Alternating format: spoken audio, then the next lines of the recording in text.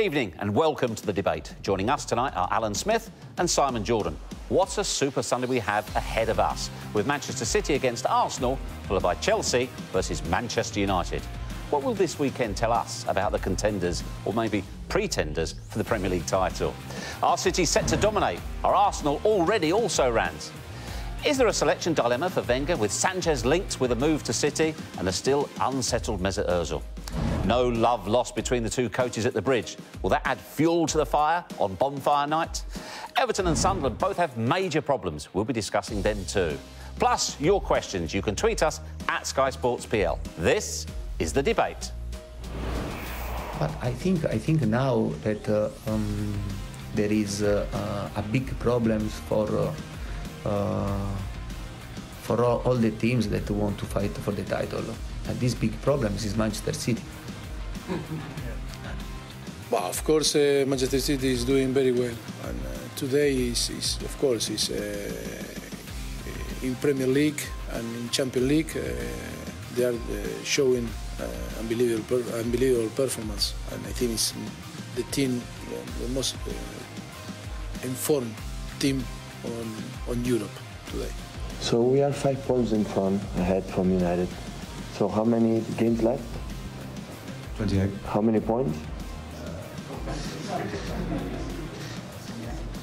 84. Huh? 84. Mathematics, I'm a disaster. 84. 84.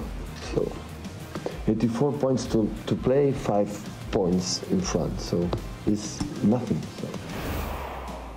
And a special welcome to those watching on Facebook Live. Now, Pep says his maths isn't very good, but you've only got to look at the table, haven't you, chaps, to see they could well be running away with this.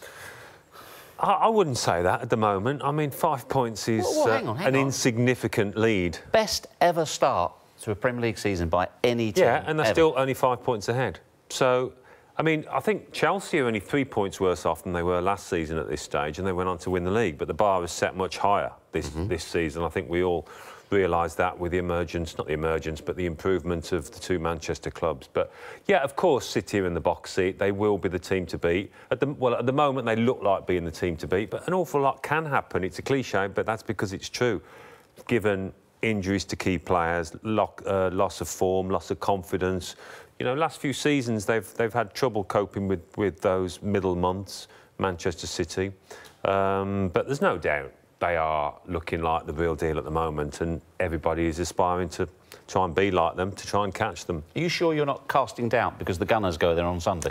Well, that's going to be a fascinating clash with my Arsenal hat on, how Arsene Wenger approaches that match in terms of the team that he selects and the attitude he adopts. I just hope it's a similar one to the one they showed at Stamford Bridge a few weeks back, when we were all really pleasantly surprised by the way that they coped without the ball, their shape. It was nice. There weren't too many gaps between the back midfield and the strikers. But the thing is, that day, Sanchez and Ozil weren't really available. They weren't fit enough for selection, and Iwobi and Welbeck played either side of Lacazette, and it played in Arsenal's favour. And Iwobi and Welbeck, very disciplined, funneling up and down all day, and it's something that should have happened years ago. Now, Sanchez-Ozil, is that going to change the chemistry? Will that make Arsenal nowhere near as solid, as resolute? We'll probably see in the first 10 minutes on Sunday, but I just hope, listening to Arsene Wenger talk today, he's obviously expecting to come under the cosh, and he's saying, look, we've got to be solid defensively. So I think that was the template, that performance at Stamford Bridge, as to how to approach these big games. Simon, we often ask you about the business side of football, but you're a proper football fan as well. You watch virtually everything. How much do you, as a neutral in this situation, enjoy watching Manchester City right now?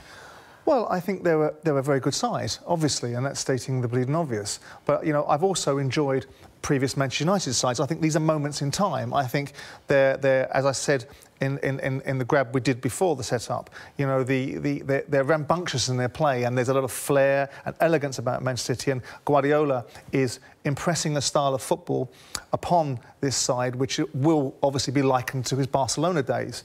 Now, whether that morphs into something different when we get deeper into the season and the weather changes and it gets a little bit more physical, as much as the physicality of the Premier League is now allowed to manifest itself, I don't know, but yes, of course I'm enjoying it.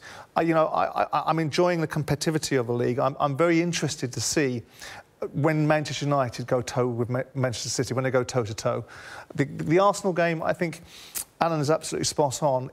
If Arsenal go toe-to-toe with Man City, they're going to find themselves in difficulty, which is interesting because it's always been about how offensive Arsenal are prepared to be. So this is a change of DNA almost for Arsenal, and almost an admission that they aren't at the races with the sides like Manchester City as they once were before.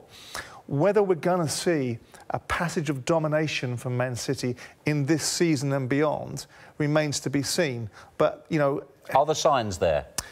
Well, I'm not so sure. I think they are in such a fabulous vein of form. It'll be... Everything is about longevity. In a snapshot of 10 games, they look fabulous. Now, the next 10 games, you know, if they look fabulous in those 10 games and they stack up the same, you know, amount of points, then we are almost, you know, being King Canute and saying the sea will go back if we say something different. But you said something earlier that City haven't had to cope with adversity so far. Yeah. And that's obviously a real test for the players and for Pep Guardiola, and he didn't cope well with it last season. Absolutely right. And he disappointed me with his manner to people. He was really bad-tempered, mood. He was rude quite often because he was so frustrated by the results of his team. That's a different kettle of fish. I think now he understands the Premier League more, and you won't get so. And I think culturally he's adapted as well. I think despite the invasion and spending a lot of time in Spain, the Spanish media are very invasive. But I think also the British press don't muck about. They're very blunt, and they will keep on labouring a point, as we will see in some of the grabs that we've got. But I think Guardiola's in a different state of mind. His players are flying at this moment in time. As we both said, he's in ascendancy. There will come a point where there is a bit of adversity, and that's the telling point. I was interested in your opinion on it. No, I'm not suggesting for 1 second that you give them the trophy now, but when you look at the overall package, the position of the club and the way the club is set up around him as well, when you take all of that into account, could that possibly see them dominate, or are they not particularly any further ahead than the likes of Chelsea or Manchester United? Well, dominate, I don't know, because the question would be their spending. And if you look at the spending of these clubs, and if you look at the spending of Manchester United, it's going toe-for-toe with the spending of Manchester City on a net basis. Manchester City are coming from a longer position of building, so it's accelerated spending against the spending of Chelsea that started, 14 years ago. I don't think that the English Premier League is set up anymore for one club to dominate. I think there are too many runners and riders in that elite group, the Big Six, that fancy their opportunities and are going to keep on pushing the envelope. Financial fair play is a misnomer. It doesn't bite as hard as people think it should do. But ultimately, I think that there isn't going to be a period of domination. And I think that would be disengaging for football fans if one club just starts to dominate. Absolutely. I mean, the thing that we've always said about the Premier League, it's the best in the world, not necessarily technically, but it's definitely, I think, the most exciting because anybody can beat anybody. Well, you saw a team, my old team, that were being written off by everybody, that was the worst team in the Premier League, couldn't score a goal, boom, beat the champions. And that wouldn't happen, for example, in La Liga, it wouldn't happen. You wouldn't see the bottom of the table side that couldn't score a goal, couldn't buy a win for fun, beating the incumbent champions. You just wouldn't. So that's the great thing about the Premier League. And that was something that caught Pep by surprise, I think, last season. I'll never forget a game against West Brom when I think they were 2-0 up at half-time, 2-0 up halfway through the second half, and West Brom just kept coming at them, whereas in La Liga, the opposition might just say, well, we've lost this game, let's all pack up and go home. But obviously now, he's more aware of the competitiveness, the ferocity of it. Well, that's as Simon says, adapting. And he said openly today he's much, much happier than he was last season. Well, he looks it, doesn't he? But, he's winning games at the top of the league. The 5 points he's getting plaudits left, right and centre. But, blimey, he's been in the game long enough to know, as he said there, that there's an awful long way to go. What he has got is a really strong squad, so they can cope with a reasonable amount of injuries. I suppose the one question mark is the defensive side of things when they're coming up against really good attackers. But, listen, Napoli, top of Serie A, and they saw them off in the week because they dominate the ball, so good on the counter, they can score goals against anybody. He's also talked about giving the likes of Phil Foden a chance. Well, that's going to be difficult. I mean, we all want to see these younger lads who've experienced glory with England, under-17s, under-20s. We all want to see them now step through and come into the first teams, but it's easier said than done. I mean, City's squad, for one, is so huge. How's Phil Foden going to get a mention? I mean, he wants to buy Alexis Sanchez. How's he going to fit him into the team? But I think if he gets him in and around the first team, you know, and if he gets him in and around the 17 or 18 that comes on a match day once in a while, that's improvement. I think a young player, I think there's a little bit of political currency being gained by Guardiola, understanding the British mentality, piggybacking off the back that we're all waxing lyrical about our 17s just winning the World Cup. Actually, one of my players was key in that. So I'll throw everybody a bone how important that is to Manchester City. I think that seeing that kid in their first team is unlikely, but potentially getting him in amongst the first team and then getting him out on loan so he gets game time, I think that's probably more key for him. Some managers are more willing to do that than others, aren't they? I mean, Pochettino is one that historically he does give you the chance. And we're seeing the results now with Harry Winks. I mean, last season and maybe the season before, he was getting a little 10 minutes here, 15 minutes there, more and more, until he could stake a place in the team, and now he's playing for England. I just wonder as well, do you think perhaps Pep not learned his lesson? Of course, I wouldn't say that about such a great coach, but they lost Jadon Sancho, one of the hot properties, because he said, I just couldn't see myself getting first-team opportunities, so he went abroad. Maybe he's thinking, well, he wants Phil Foden to know that he has got a chance. He's got an opportunity to break into the first team at Manchester City. Yeah, well, could that be a reaction off the back of that? And also, I think, unless you don't give these lads a little glimpse of it, when they're trying to attract the best players at the lower end of the academy, a parent's going to go, well, you're never going to get into the first. It's a balancing act, though, isn't it, Alan? The kid's still 17 years of age, and there's a balancing act between making someone feel welcome and important and valued and giving it to them too early. And young kids need to almost go through an element of understanding the metrics of the big game before arriving on the big stage. And I'm a great one for apprenticeships and them learning their trade and being given a proper, you know, experience in the world of football rather than being cosseted and mollycoddled and having smoke puffed up them. What about the old football cliche, though? If you're good enough, you're old enough. Well, of course, absolutely, and that doesn't just translate into football, it translates into all sports.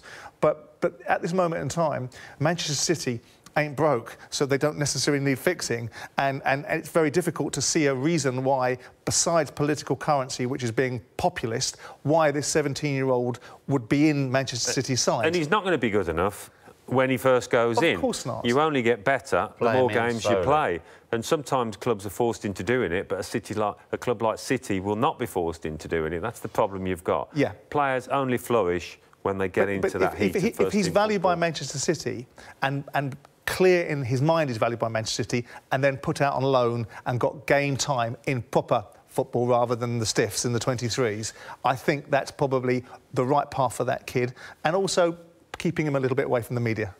OK, as you said, Manchester City certainly ain't broke right now, so no need to fix it. Let's hear from Arsene Wenger, who has the task of stopping them on Sunday. You have to try to contain them when they have the ball, because as you said before, they are force going forward. If you look at the number of goals they've scored, it's quite impressive. And look at their goal difference.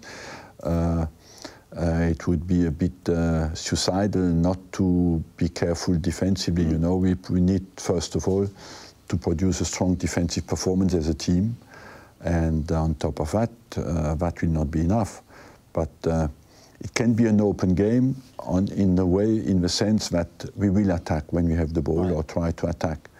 But we'll not play with 7 strikers on Sunday. No. I'm not sure he's got 7 strikers. You expressed concern earlier on that you didn't want them to go toe-to-toe with Manchester City. No. Did that give you heart? Yeah, it did, yeah. And I think he would still be thinking about that Chelsea game, and Chelsea aren't on the level of City, but back then they were playing much better. He would think about that and feel, well, that worked, that kept us in the game, and we could have easily snatched that match, and we want to be in that position again. There's nothing worse than being 2 down after 10, 15 minutes and it's all over. So... But do you remember it was City, I think we both did the game, when Arsenal went there, played Coquelin in front of the back four. Yes, yeah. A couple of seasons ago, everybody said, it's a watershed moment. He's now adapting to the opposition. Yes, and then that somehow just got lost as we move forward, and Coquelin's form has dipped, and he's nowhere near the player or as important to the team as he once was. He was then. I mean, it seems to be Xhaka and Ramsey. And I go again back to that Chelsea game. Those two didn't get ahead of the ball too much. They pivoted. They weren't all bombing forward. They were sensible in their positioning, and you've got to have that. I mean, it looks like he'll probably have Koscielny, who'll be very important with his pace against the speed of those City attackers with Mertesacker and Monreal, that three. You need the two wing-backs, Bellerin and Kolasinac, to sit in there, especially in that first half, and make it a 5, make it nice and tight, because City, there's no team better than picking those little channels down the side when De Bruyne gets on it and Silva. They can take you apart. What do you make of Arsenal? Well, the period of dominance that they enjoyed under Arsene Wenger is... a long time gone. At least a decade ago. What do you, when you look at them as a club right now, you talked about the runners and riders for the Premier League title. Do you consider them at all? No, I think they gave up that opportunity for this season by continuing with the incumbent manager. You know, I'm a great admirer of Arsene Wenger. I'm a great admirer of his achievements, but everybody has their time. And I feel that Arsenal have reached the point where the DNA of this club needs to change slightly. They changed under Wenger from what was ostensibly an Arsenal team that people ridiculed and were boring and not particularly entertaining, and then they changed to this, you know, beautiful football team that played and sometimes overplayed. And I think now there has to probably be a change again. And my feeling is that Arsenal are losing sight of the top 4, of which they used to be very much part of. They're there and thereabouts, I know, but I don't see Arsenal running anywhere near Manchester City, running anywhere near Manchester United. I think under current form they might be quite near to Chelsea, and I don't think they're as good as Tottenham. So looking at those 4 sides, that leaves Arsenal in 5th. You know, and then you've got Liverpool that are going to lay a claim somewhere along those lines. So looking at Arsenal and looking at the whole structure of that football club, from, you know, raging fans at AGMs that are unhappy with the incumbent board and what they do and don't do, a manager... Would you have held an AGM like that and invited the fans? Well, I was the only shareholder, so I didn't need to. Party for one. But, well, of course they have to. The shareholders have a right. It was a ridiculous farce, because the shareholders that make it up, Wismanoff and Kroenke, are 97% shareholders, so the people they wanted off the board were always going to be voted on. So it was an exercise in futility. The fans went there to air their views, and you know, I have mixed emotions about the Arsenal fans and what they have and haven't had to say, because I think sometimes you have to support things. But then looking at the 120 million gate receipts that Arsenal charge every year, which is the most and the highest gate receipts in world football, and seeing the lack of progress and sometimes the lack of character amongst some of the players, must be difficult, even for some of the new generation of homogenised Arsenal fans that people parody and do actually exist. So I don't think they are anymore quite what they were. I just think we're in limbo at the moment, Flux. really. We're just there. The fans aren't expecting any better than last season. If anything, they're expecting it to get It's gone very quiet for Wenger, hasn't it? They're always one game away from rebellion, the fans. Only 4 points off of second place right now. 1 point away from Spurs in 3rd. No, that's... Level with Chelsea. Yeah, well... They're far from in free fall in the table. No, they're not. I mean, they've had a couple of really poor results. But no one's really talking about them, are they? It's interesting, because all we did last year, certainly for the back end of the season, was talk about Wenger and what was going on with Wenger and whether he was going to stay and whether he wasn't going to stay, and the state of the players and dreadful performances against Crystal Palace and so on and so forth. Yet this season, they are not really being spoken of so much, and they're not really occupying too much of the media's attention, which is probably quite good for Arsenal. Where do we think on Alexis Sanchez? Manchester City bid for him. They had a bid accepted, then the deal didn't go through. There's obviously talk that he might go there in January. Whether or not they need him right now is another question. But if you're Arsene Wenger, would you play him against them on Sunday? I think he will play. Think back to the Liverpool game when they got hammered, and there was all the conjecture about Sanchez, will he stay or will he go? His mind wasn't there, but he stuck him in, and it was a disaster, wasn't it? So, I mean, it's a different situation now. He's got his head down, Sanchez, and he's giving the team something approaching his best. He's a very important player for the side. As things stand... Do you think he's playing because he's got no real choice? Yeah, I mean, the only one at the moment with Danny Welbeck being out, Iwobi is an option. I mean, Jack Wilshere actually played in that advanced position on the left in the Europa League on Thursday. I don't think that's going to happen. But no, I think he will play Sanchez, and he'll hope that he can give his team something on the day. It's perhaps a more pertinent example from the Liverpool game, Alex Oxlade-Chamberlain, who later joined Liverpool a couple of days later. Yeah, well, I mean, at that stage, the Arsenal fans... What would you say about his performance that day? Not a lot, no. It was one to forget. I mean, that was the day when all Arsenal fans were scratching their heads as to the decision-making of Arsene Wenger. But that's also a different dynamic, isn't it? I mean, Oxlade-Chamberlain has this relationship where Wenger endlessly waxed lyrical about this boy, yet never seemed to trust him. So I think the relationship had irreparably broken down between those two, not with animosity, but just the boy wasn't feeling that Arsenal was his future. Now, Sanchez, you could say is the same situation, but it's slightly different because Arsenal clearly want Sanchez, and I'm not so sure that commitment to Oxlade-Chamberlain was quite as unequivocal. Do you get the same feeling about Ozil at Arsenal? If I were Arsenal, no. If I were the Arsenal manager or chairman, no, I wouldn't feel that way about Ozil, irrespective of the fact that on his day he's a fine player. But Arsenal need him to be a fine player more often than not when he feels like it. Although we've got statistics that come out and say that he's at the top of the pyramid for... come on, Stato. Lies, damn lies. You're disbelieving. In this stat pack, you're disbelieving. All right, come on then, out Going into the weekend, Mesut Ozil and Kevin De Bruyne have created the most Premier League chances, both 30.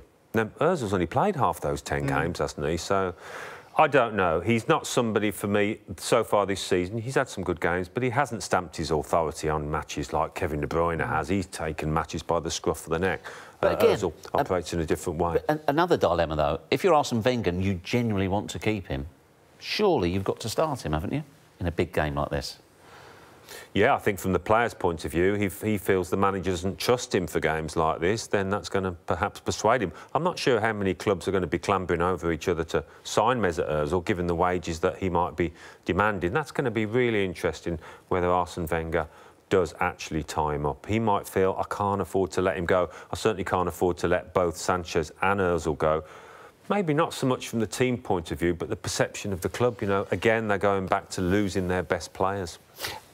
I mean, the whole dynamic is changing. Jurgen Klopp said today, it's like the Emre Can situation. Look, we haven't negotiated a deal with him, and if another club comes in January, we just have to accept that. Is that the way it's going? Yes and no. I mean, ultimately, you know, Arsenal still have, you know, they have the influence over the player and the ability to be able to control their relationship with the player because they have him in their building. Now, ultimately, whether that player, you know, feels that his interests are best served somewhere else, if it's a financial decision, then Arsenal can compete and are competing, whereas previous incarnations they possibly weren't. The fact that Arsenal, by my own statement, are, in my view, no longer an elite club, in that elite club I mean top four, is very challenging for them. And given the fact that you know, they are in flux, as Alan says and I say, in terms of how they're playing, what they're achieving, what the status quo is around their manager, what the status quo is around their ownership, the disenfranchisation of the fans. These are all factors that influence the thinking of the modern-day footballer when it suits them. And other times it doesn't suit them. You know, I look at... It's the simple fact, if they run their contracts down, not only do they get a choice of where they want to go, but they also get more money. Well, of course, because the transfer fee that the club is going to pay for them will be reflected in their salaries, yes. Now, people say, if you let Sanchez go, Arsenal have lost £50 million or £100 million. Well, they actually haven't, because on their balance sheet, he's already been written down to virtually zero, because the way you capitalise a player on a balance sheet is the transfer fee you've paid for him in the first outset. But they were offered 50 million quid for him. I understand that, but in profit and loss terms and in balance sheet terms, hang on, there's cash flow and there's profit and loss, and people are balancing their books by financial fair play. Arsenal have cash and have the ability to buy players, but in profit and loss terms, they don't actually lose anything from Sanchez. They lose some cash value from Sanchez. I understand how it's been written off over his contract, 4 years, but so it's been written down. It was probably down to about 10, 15 million for the last year of his contract. So if they've turned down 50 million, they've lost 35 million quid. But also, by the same token, with Sanchez in their side, if they finish further up the pyramid, 4 or 5 places further up the pyramid than they might do without him in their side, that's another 10 or 15 or 20 million quid they get from the broadcasters. And all of a sudden, the loss of Sanchez doesn't impact quite as much as it is. It's not ideal, but they're not in control. They've allowed a situation to manifest itself where they negotiate with players too late in the day.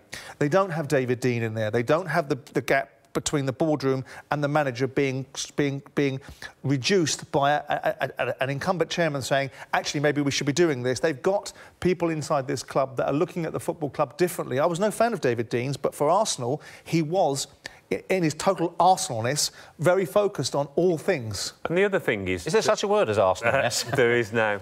It's in the Arsenal dictionary. But the other thing is, have Arsenal lost some of their appeal to potential signings?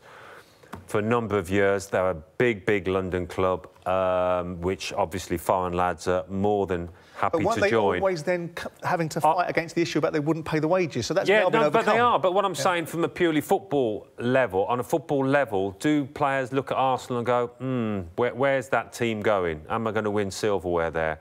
I mean, they obviously haven't won the league in a number of years, but it just seems that that's slipping down the pecking order in terms of attractiveness to but that's players why I sort of verbalise the thinking, and it's no disrespect to Arsene Wenger, that it needs...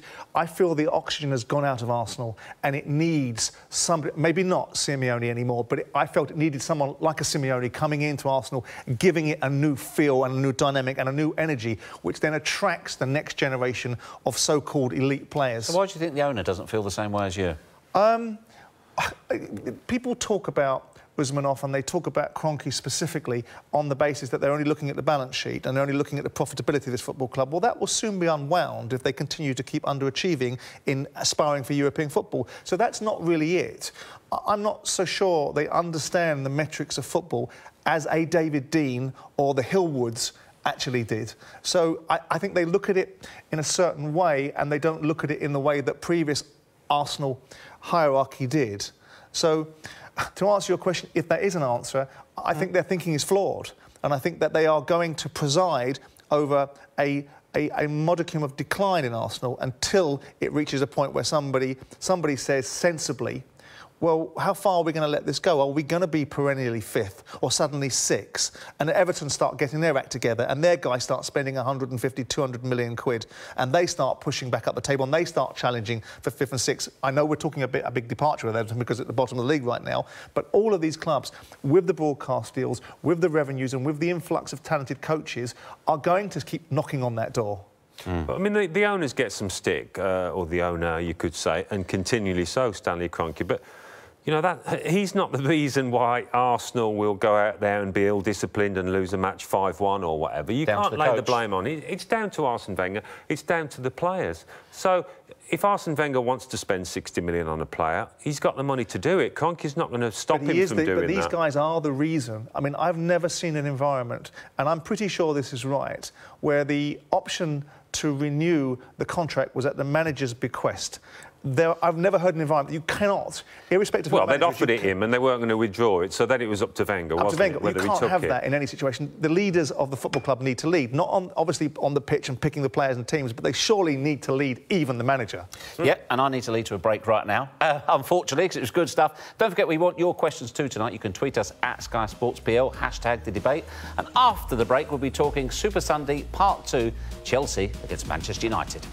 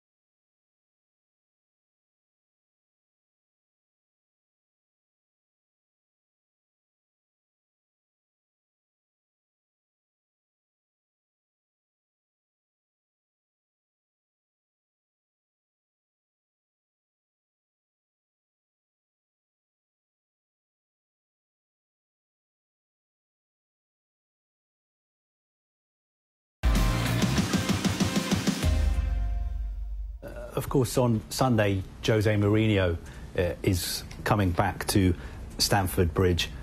What is your relationship like with him? Do you like him as a man, as a manager, his achievements? I think it's not important, the relationship between the coaches. Yeah. You have to respect the job of the other coach and stop.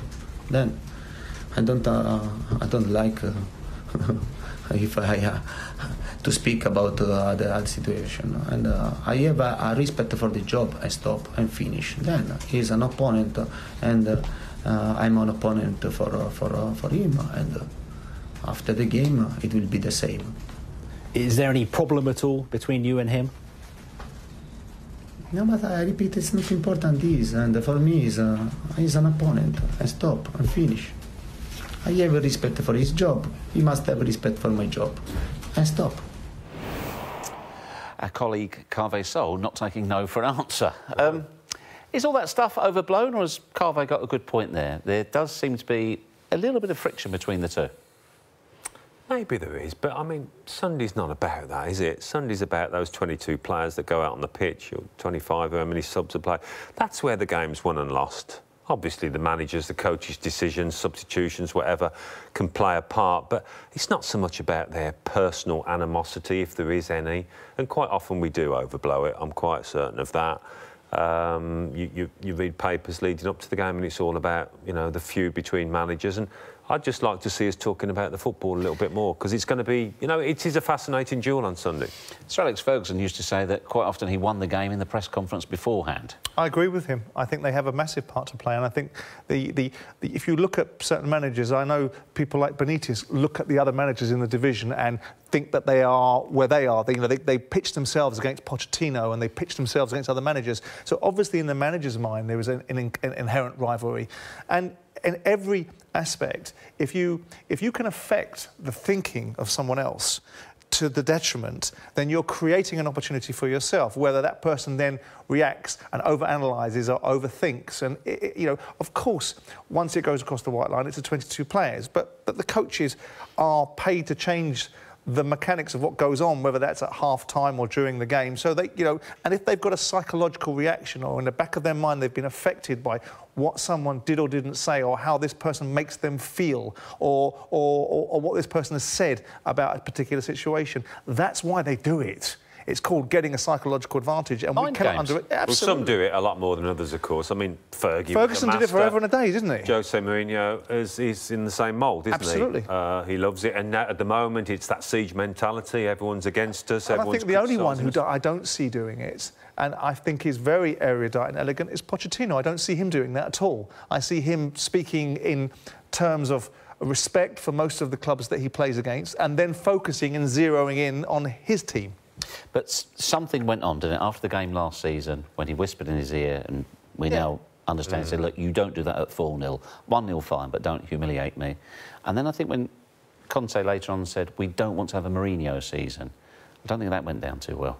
No, well, it wouldn't, would it? It wouldn't, and Mourinho won't forget that. Of course he won't. He won't forget that game at the Bridge last season. He'll be just determined to get a much better result, and I think it probably will be a different kind of scoreline. So when Jose said today the result against Roma for Chelsea midweek was totally fake, it can happen in football, it didn't represent the performance of Chelsea or the quality of the team they put out, do you buy that? Yeah, of course, because Chelsea are ostensibly a very good side. They may not be in a rich vein of form. They may not be the force that they were last year. That may well be because there are issues with players that aren't fit, and the balance of the side is gone, and there's a change of personnel, and nothing stays the same forever. But I think Mourinho, I don't think that's overthinking it. I think that's, you know, a reasonable statement. Chelsea are the defending champions. They are, you know, in situ at the top of the league. Why would he say anything different? And because a particular side in Roma got their number in 2 games, I would still wager you that if Chelsea drew Roma later in the tournament, in the knockout parts of the tournament, that I would think it might be a different game. Some of the things that happened in that match, though, on Tuesday, was it? the defending were quite amazing. I mean, that one instance towards the end when the 3 central defenders went towards the ball, towards Edin Dzeko, and there were 2 Roma lads walking in the other side. It was quite incredible. So things are clearly not right, and things have conspired against. They've had injuries that they didn't have last year. You could virtually name the starting 11 in that title-winning team. He's changed that back 3 stroke back 5 an awful lot, which happens when you lose matches because you're trying to get back to a right balance and formula. So interesting to see what he does on Sunday. I think Danny Drinkwater's got a great chance of starting. He's started the last couple as a sub, had 15, 20 minutes. They need some more legs in midfield, I think. Fabregas has been playing most games and saw in Italy that he's struggling a little bit, but I wouldn't be surprised if you put 3 in there and try to shore it up against the United team. You can bet your bottom dollar will be trying to win that midfield battle. And I think it's time for Drinkwater now to come into that middle ground and be a physical force. Well, Jose Mourinho isn't the only person returning to the bridge. So too Romelu Lukaku, who was speaking to Thierry Henry earlier today. I'm just focused on improving year in, year out. That's the most important thing. Every time I try to add something to my game that wasn't there. I think a lot of people are judging me as a finished article. Well, I say, like, listen, I'm 24. You can't judge me as a finished article. I think I'd rather have a career where year after year I improve, than going to the top and decline. You get me? I know I have a lot of talent. I know I can do a lot of stuff. I can score goals with my left, with my right, with the head. But I want to be a creator. I want to have more assists. I want to make sure that, you know, when my team is in difficulties, that they can count on me. And I think here I'm at the perfect stage where, I mean, at the end of the day, I want to be a winner. You know, it's not about me as an individual. I want to win. I want to win, and I think for me here now, I'm at the perfect stage, at the perfect age as well, where I can take my career on to the next level.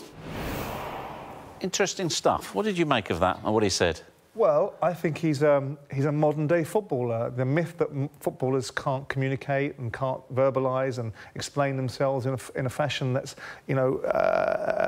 erudite. I think he exhibits what is in a modern-day football. I think he's confident. I mean, come on. If you're playing for Manchester United, you're already making a statement by the very nature of being there in the first place.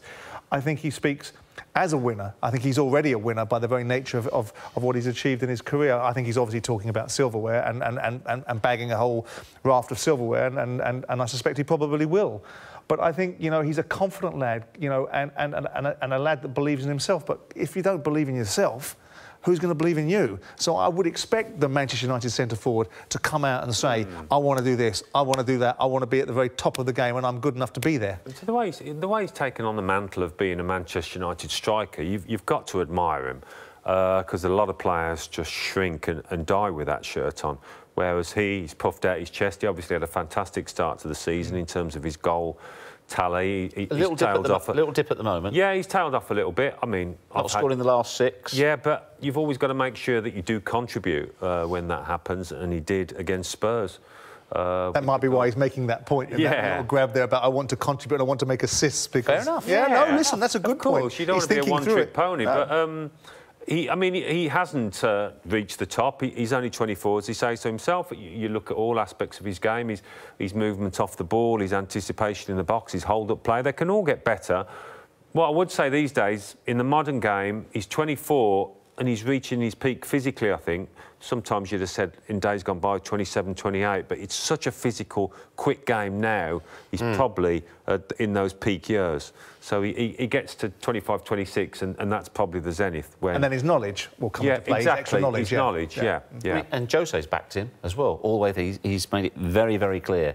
He is my man. Sometimes some sections of the crowd have questioned who he's left on, Rashford, etc.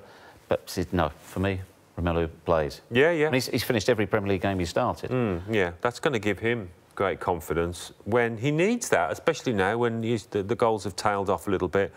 You know, we've got no qualms at all about him as one of the very best young strikers in Europe at the moment. What did you make of Jose Mourinho questioning some of the Manchester United supporters' reaction to some of his decisions? Honestly, I think he should sit down, shut up and get on with his job. I get tired of this shush mentality. I get tired of this Mourinho antics that's always about spinning the plates around him. You know, fans have a right. It's an emotive business. And Manchester United have been built on a history and a tradition of effervescent, rambunctious, buccaneering football. They ain't getting it. And whilst they're winning, and I think the Man United fans are so desperate at this moment in time to right the potential wrong that they think that Man City are going to win this league and that they haven't won the league for 3 or 4 years, they'll take a style of football right now. But in the long game, Manchester United are built upon a heritage, a livery of playing football in a certain way, and I don't think they're ever going to get that from Mourinho. Now, Mourinho having a go at the fans and saying that, you know, you should accept this or you should accept that or you should accept the other, well, you know, they have their own minds. They can do as they please. And I don't necessarily think he helps his cause by this sort of, this portentous, dark attitude that he has sometimes. He's like the dark to, you know, Jurgen Klopp's light. And I feel that Mourinho has arrived at this wonderful club where the Madrid are equal in stature. In my mind, Manchester United are the biggest club in the world. Yet I don't see that expressed in Mourinho's He's outlook. always been like that, though, hasn't he? But more and more. But those more tactics, and more, yeah, well, perhaps it's... Not tactics, but his attitude and outlook and the Mourinho Well, they are show. tactics, though, aren't they? This whole thing about, you know, telling everybody to be quiet, I know what I'm doing. It's that us against the world mentality. Plenty of managers do it. He does it more forthrightly than most, I think. And he will say that it engenders that team spirit. He'll be in those team meetings going, you know, they're all against us out there. Us against the world. Pair of you. We've got to take our last break. After the break, we'll be taking your questions as well.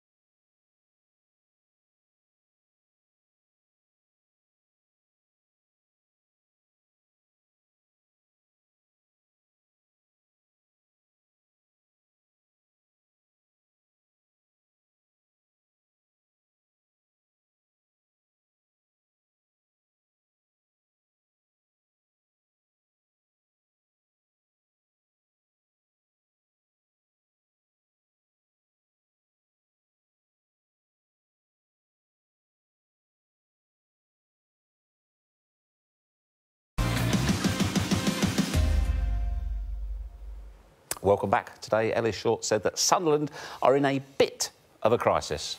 The third bottom, 1 win in 15. Is that an understatement? He's put them there.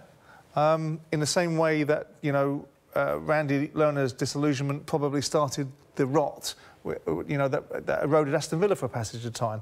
Look, you know, everyone is entitled to fall out of love with something. Everyone's entitled to say, I've had enough. But the sense of Sunderland's decline evades me. It really does. They went down and, you know, Ellis Short was asking for a certain price that was just certainly unachievable from a Championship side that was in the situation that they were in. I think he made an uninspired decision in the manager that they appointed in Simon Grayson, and that subsequently hasn't worked out. They dropped his price, he's taken it off the market. We're now sitting with a club that's had a beginning of the season with senior pros getting drunk and ridiculing other players within the club. The manager's gone. The stadium's half empty. The team's third and bottom of the league. What's going to happen here? Are you going to have this beautiful Stadium of Light languishing in League One, or is this owner going to do something? Is he going to take a pill and let it go for 2 and 6 and let someone come in that's got the energy or the desire to be at this club? Or is he going to have to go again for himself to give himself an opportunity to get back something from this club? Because if someone doesn't do something, I can see nothing other than further decline, which for a great club like Sunderland is a shocking waste. What would you do if you were him? Or would you be thinking, I'm not going to throw good money after bad? Well, again, this is a situation where this is an American owner, and I think that there are lots of decisions that have been made and lots of judgments that were made that with the metrics of understanding the culture of football perhaps evading him. I think that possibly he bought something which was far different than he anticipated. And football can be very a disillusioning business. Even with a club that I loved, it at times enraged me to the point where you think, oh, what am I doing? But he has a responsibility to a football club. He has a responsibility to himself for leaving it in a fit and proper condition. What I would do if I was him, I would have not allowed the decline that happened in the Premier League and then suddenly decided I want to sell it while it's languishing in the Championship. Fair enough. Another club without a manager as we speak, Everton. Yes. Have they got to get somebody in this window, in the international week? I think so, yes, because unfortunately David Unsworth has not been able to stem the flow as much as he ideally wanted to. I'm sure they've got their eye on a target. I would hazard a guess it will be Sean Dyche, and they'll get him in. I might be wrong on that. But, and you think of Burnley, why would they want to let him go? But if Sean wants to go to Everton, and I'm sure he probably would, as much as he loves Burnley, he's done a fantastic job there over 5 years. Burnley, I don't think would stand in his way, and I think they're a great fit. Dangerous time for Sean Dyche, though. I think it would suit. Why is it a dangerous time? He's done brilliantly. He's been there for 5 years. I tell you why it's a dangerous time. Because Burnley, he is in a situation where he knows what he's got. He's managing what he's got. Now, he has to make a step up from Burnley at some point. Now, is Everton the right fit? It's a big club.